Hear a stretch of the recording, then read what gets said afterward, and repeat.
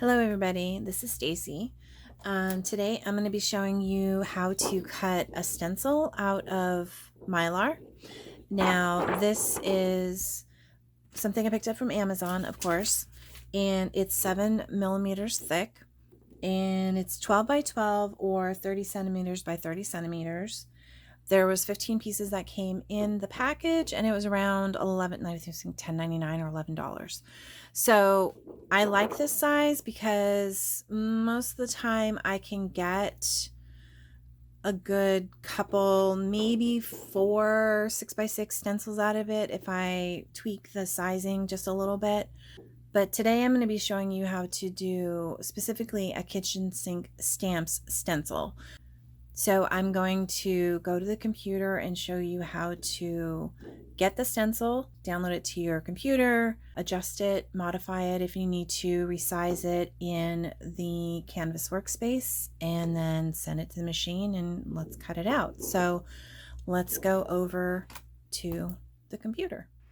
Okay, so I'm at the PC, and I just wanted to note that I am using the Brother Canvas Workspace for the PC, not the online version. So what I need to do is I need to get my file. So let's go to the internet, and I'm on the kitchensinkstamps.com website. This is the layered stencil that I'm going to be cutting out today, and it has 2 layers to it. It's called Sunspots Layered Stencil Slimline, so it is a larger stencil. It's 5.25 wide by 10.75 long. We are going to adjust this because the container that I store my stencils in, 10.75 inches long, is going to be too big. So we will resize that, so I'll show you how to do that too. This is the top layer, this is the bottom layer, and then here's some examples of what it looks like. And it's only 99 cents, so you purchase it, it's yours. You can cut it out as many times as you like. Now what you do is add it to cart, you check out,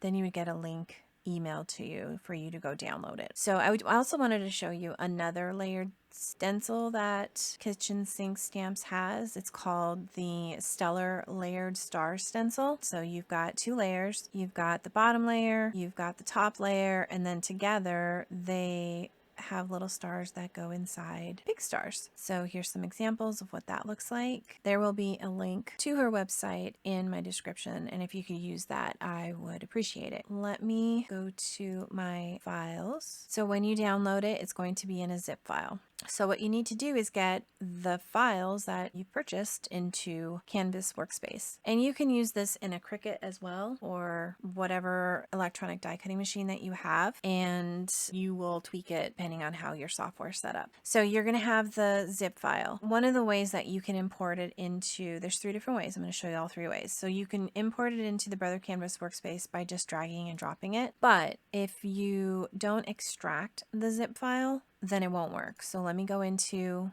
the folders. And so here's the 2 files that I want. They're SVG files. And if I try and drag and drop them, it says, nope, you're not going to do that. So what you need to do is extract it. And the best way to do that is you can just right mouse click on it and you can do extract all.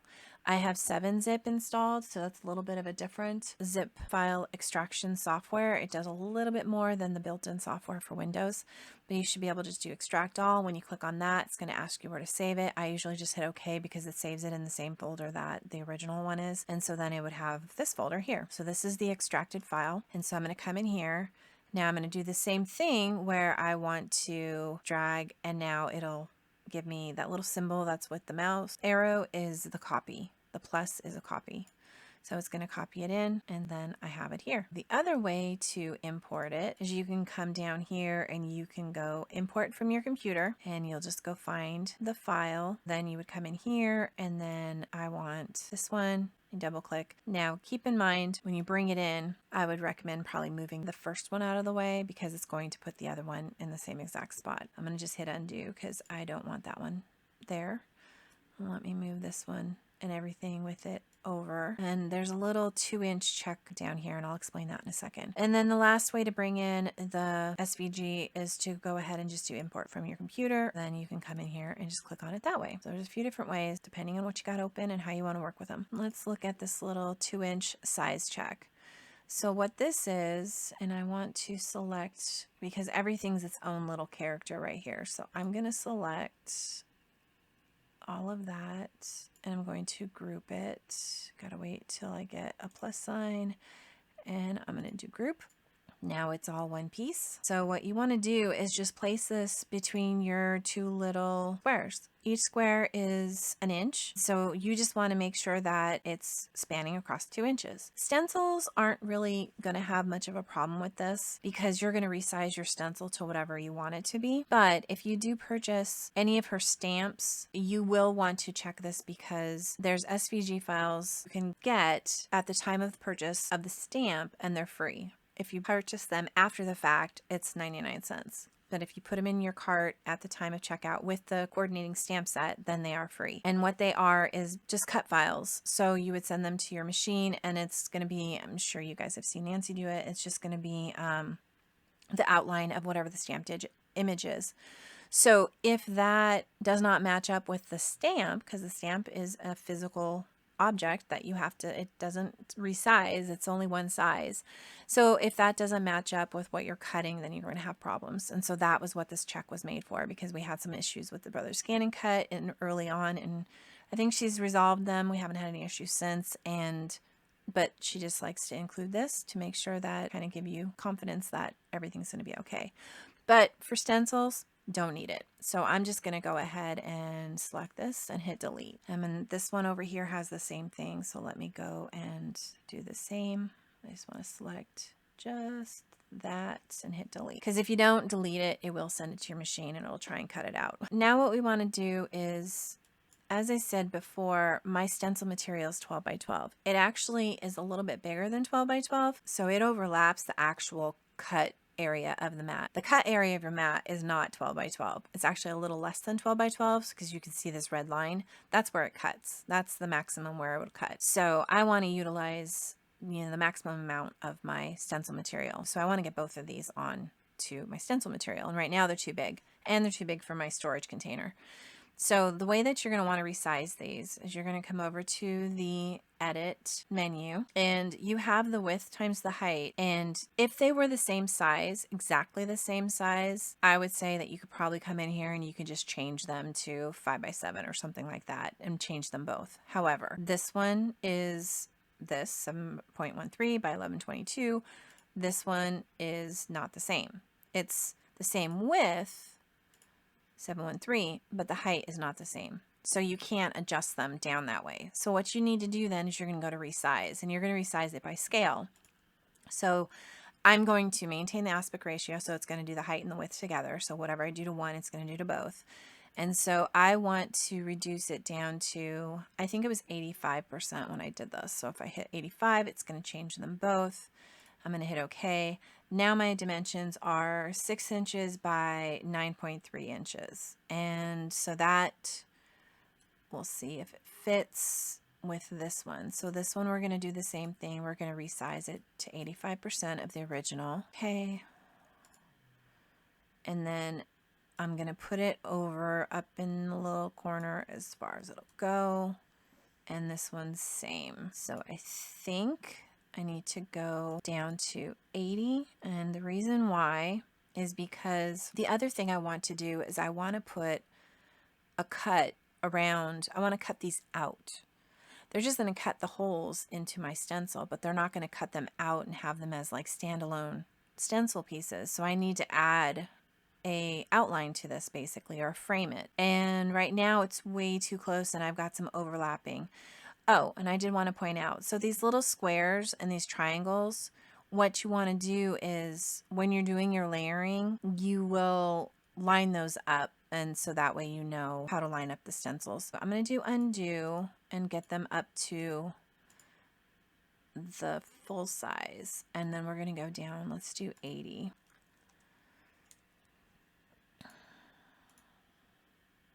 Resize 80.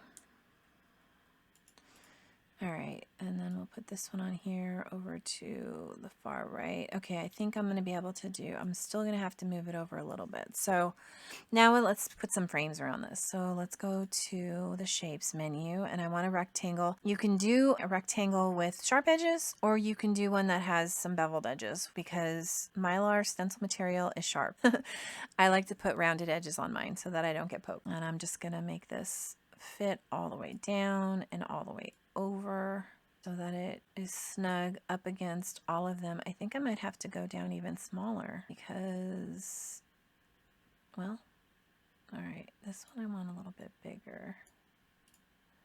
I don't want the cuts to be so close to the edge that it's going to have problems with the stencil or cutting into the outer edge of the stencil. But you can be pretty close with these because these aren't going to be ink blended into. They're just used as guides. Okay, so let's duplicate that. And I just right mouse clicked and I hit duplicate. And we're going to put this around this one, which is going to be about the same. So the top looks good, the bottom looks good. So this one is just too wide. All right, so let's group these two. Right mouse click, group. So now this is all one, this is my whole stencil. Now I don't know what the rule is when it cuts as to when it cuts out this outline versus when it cuts all the little stuff inside. If you have a really good mat, which I actually use my old mats that don't have any stick left, and I use a two-way glue pen and I just cover it in that and then I'm right on it. I make a note on the mat that this is using two-way, and I also put stencil on there because this is what I use for my stencils because I want a mat that is extra tacky. Because if for some reason it cuts out this first, now everything else that it's cutting out is relying on just the small material that is holding the stencil material down. If it cuts this out last, then it's relying on the whole entire sheet to hold it in place. So it's a little bit better for the integrity of the cut. I do know that for this one, because I've already done a test cut, it does cut this out at the very end. So I was very pleased with that. Let's reduce this. We're going to resize this to, let's just go to 95% of this size. 95. And then we'll do this one too. Oh, did I group this one? I don't think I grouped this one. Nope, didn't group it. Okay, now it'll resize everything together.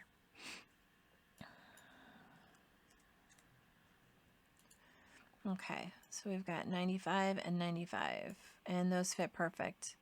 I'm going to snug it up all the way to the edge. My stencil material is going to go out kind of where this white is. It goes all the way out to the edge. It overlaps. It's bigger than 12 by 12, as I said. Now, this measurement is still going to work for a slim line because it's 8.5 by like 4. It's going to work for a 5 by 7. It's going to work for an A2 card, which is 5.5 by 4.25. And it'll work for a mini slimline if you wanted to do that. So it pretty much works for any shape of card. And that's what I love about it. It's yours to do what you wish. If you look on our website, it says resize as you wish. So however you want to resize it, do it. At this point then, what I want to do is I'm going to save this. Now, like I said, I've already been playing with this. So what I did is you're going to go File, Save As. I wanted it to save in the same folder where the stencils are, because if I'm going to need to cut this again, then I don't have to go through all this. I'm saving the file so that it's specific to my Scan N-Cut. I already named it KSS Sunspots Layering Stencil, and then the CWPRJ is Canvas Workspace Project. That's what that stands for. So I'll just name this number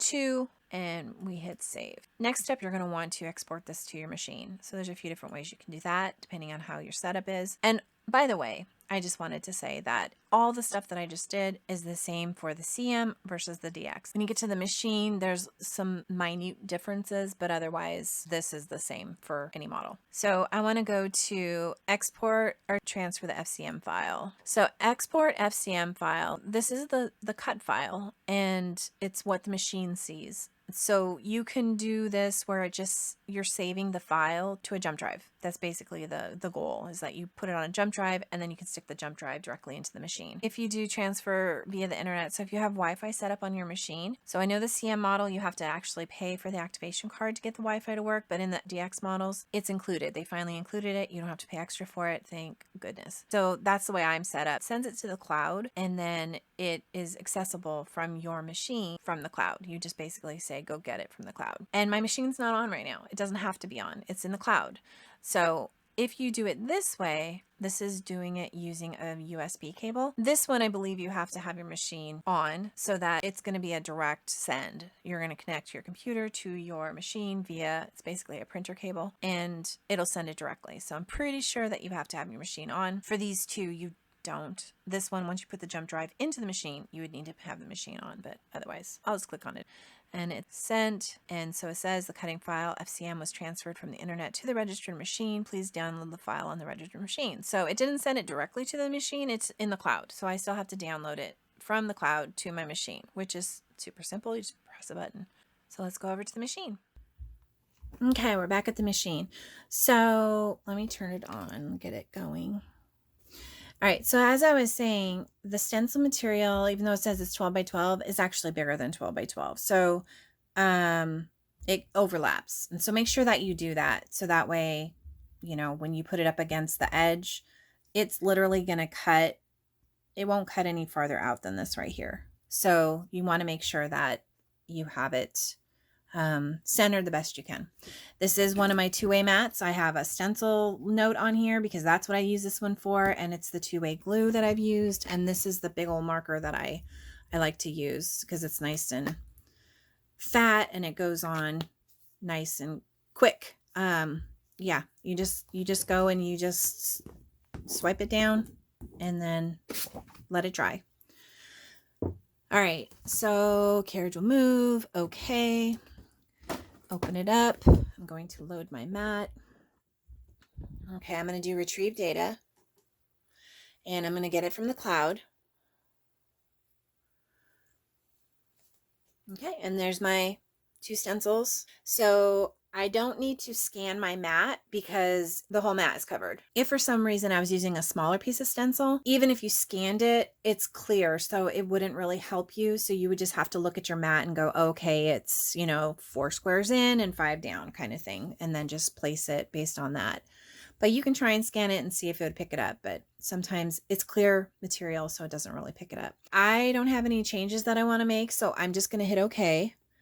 And then I'm going to be cutting this. Now, this is where I want to do a test cut, and I just did a video, so go check that out. I'll link it here, but you definitely want to do a test cut. I'm going to add a test cut to this. For stencils, for the SDX, I don't normally do test cuts because it has the auto blade, and so it's going to test the material versus the mat and determine automatically, you know, how deep it has to cut. Stencil material is a little bit more fussy, so I like to do a test cut. If you look at my pressure is at 6. Let me go check something. So pressure is normally auto, so let's just leave it at auto and see what happens. I have a feeling it's not going to cut all the way through to my liking, so we'll just try it though. I had it up at 6 because that just seems to be the best pressure for my machine. It's going to be dependent upon machines though. Let's go ahead and hit OK, and then I'm going to do a test. So as I've shown you before, wherever your test cut object was before is where it puts it again. So it just put it in the middle of my stuff. So I'm going to try and grab that and move it. And come on. All right, can I do this? Let's do that. There we go. That's much easier. Okay, so as I've said before, when you're doing a test cut, you want to do it at the very bottom of your project because you're going to have to lift your material and you want to move it as little as possible. So I'm going to go all the way to the bottom and I'm going to go over to the right. And my material goes all the way to the bottom, and it covers the whole entire mat. So I'm going to just go all the way down and all the way to the right, and I'm going to hit OK. You can actually change the object to be a different shape. I do triangle, don't know why, it just works for me. I would rather it be the triangle over a circle, just simply for the fact I want to make sure that my corners get cut perfectly. And of course the circle doesn't have corners. So, all right, we're gonna hit OK. And you can also change the size, but I find the size to be just fine. All right, so we're gonna go ahead and hit start. So it's doing the auto blade. So it's testing the mat, and now it's testing where it's going to cut first, which is the test cut. Okay, so let's see how it did. I had to move the camera down so you guys could see the bottom here. So it cut it out. It's not too bad. No, not too bad at all. It cut it out perfect. The problem I have sometimes with stencils is that it cuts out well for the test cut, but then when it cuts the whole entire stencil, there's certain parts of it that just don't cut great. It's not consistent. So just know your machine. I'm going to go ahead and say, we're going to go ahead and cut this. It says test completed to cut this pattern, which means the pattern that you've selected, retrieved from the cloud. Then press the start key, or to test again, press test again key. So if I want to retest, so like if it didn't cut it out well enough the first time and I need to tweak the pressure basically is all I can tweak on the auto blade, then I would come out and I would hit test again, and then it would bring me to the previous window. I would make those changes, and then I would go ahead and do a test. Make sure that you move the test object to a different spot. Otherwise, it's going to cut it in the exact same spot. Now, if you have the CM350, you have the manual blade, and so you need to come in here and you need to adjust your blade accordingly. If it didn't work well the first time, then you would just go ahead and go to higher or lower number, depending if you need to cut deeper or not as deep. So this is my cheat sheet. This is what comes with the CM350, or you can also get it online if for some reason your machine didn't come with it. So it has like the suggestions for printer paper, blades, cut pressure, and then what cutting blade to use. So deep cut blade, etc. I have a note on here. I used my deep cut blade on 4.5 to 5. Cut pressure was 3 and cut speed was 2. So this is the settings that I used for the CM350. I would recommend starting with these settings, and if for some reason they don't work, then tweak them as necessary after you do a test cut. But I think I've given this to other people and it's worked for them. I will also put those notes down in the description so you guys can reference them later. And I don't believe I still have a deep cut blade. Pretty sure that went with my CM. So it looks like this, except for I think it's black for the CM model. And so that's what you would use. All right, so let's go ahead and we're going to hit start.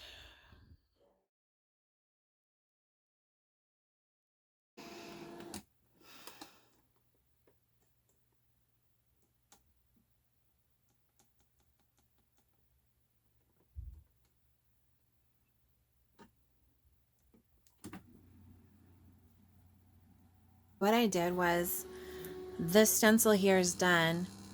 This one over here, what I just did was I changed the cut pressure to back up to 6, which is what I had previously. So we're going to see what the difference is between those two stencils being cut. This one was done on the auto. We did the test cut. It looked good. This one over here then is going to be with the cut pressure of 6. It's finishing up, cutting the outside.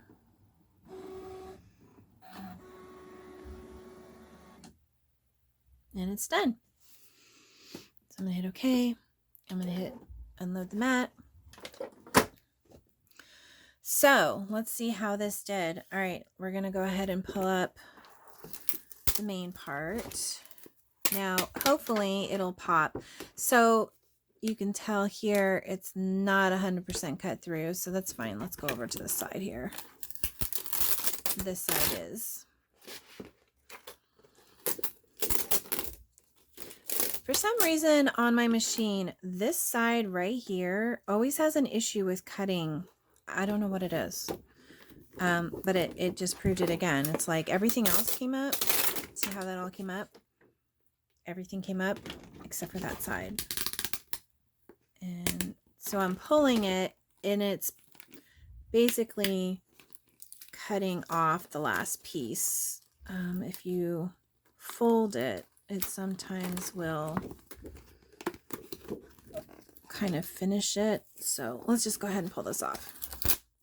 Now, the good thing too about having a really tacky mat is it's going to help with removing all those bits and pieces from your stencil. So it did really good, but there's a couple here that I need to finish pulling off. There's one. I mean, it did very well. It leaves a little bit of a tiny which you can take X-Acto knife and just cut that off. And then over here, so see what happens if you tear it. So what I try and do is I try and fold it. And if that doesn't work, then what I'll do is I'll take an X-Acto knife. Let's see if we can get it. It is stencil material, so it's not going to, you know, tear per se. But I do want it, it's almost like it just doesn't go all the way through. It's just a tiny bit not, you know, left. And that's why I turn up the pressure. So yeah, I'm going to go ahead and I'll cut that piece off with a knife. And then otherwise everything came out beautiful. So just for some reason, that stupid side right there. And then you can see that it didn't cut through my mat or anything. It didn't cut too deep into my mat, so that's pretty much perfect. It didn't leave any marks on my mat. Now let's see what this side did.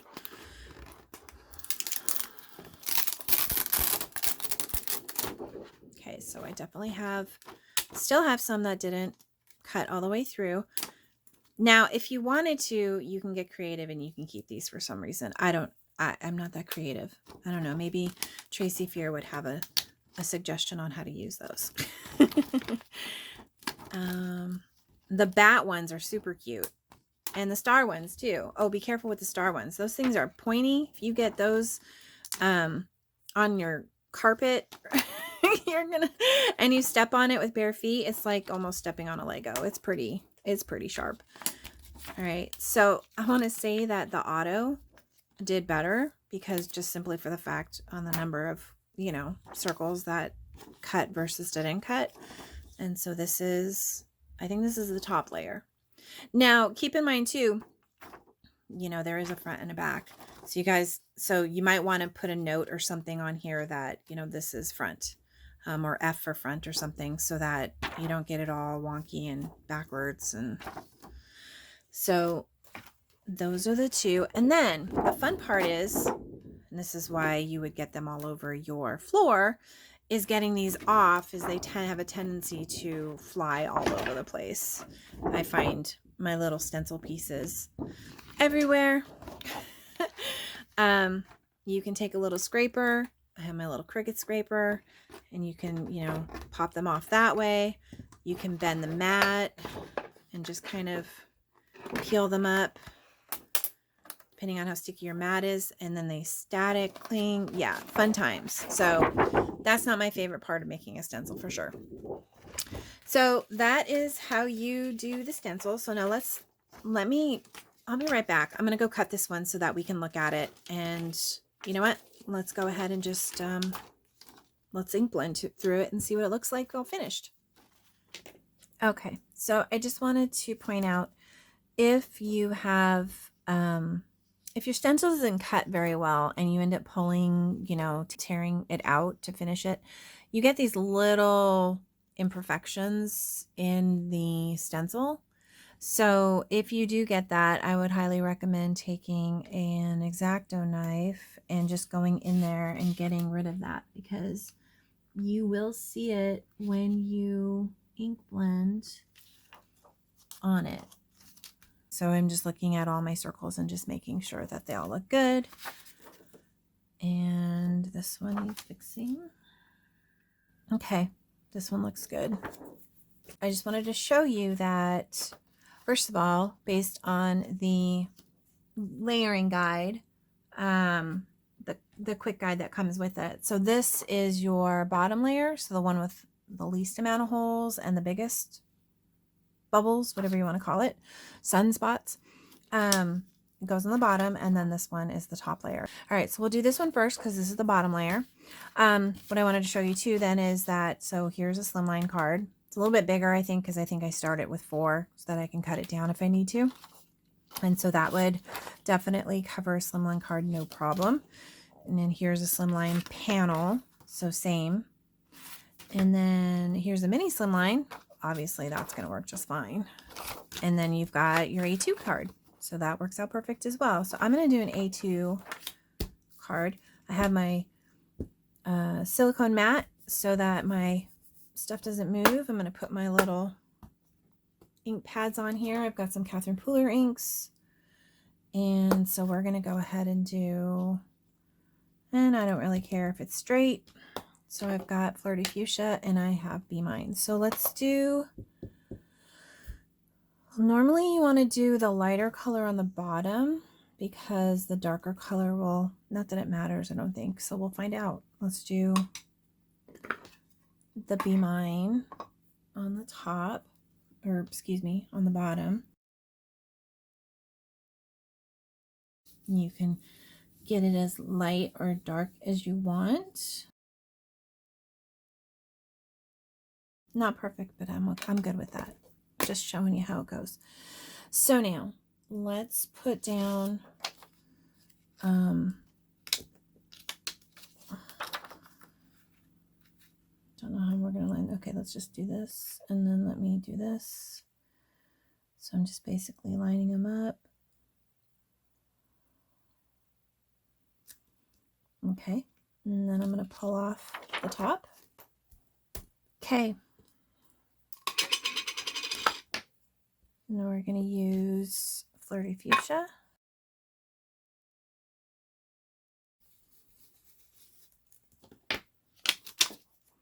Super cute. It almost looks 3D.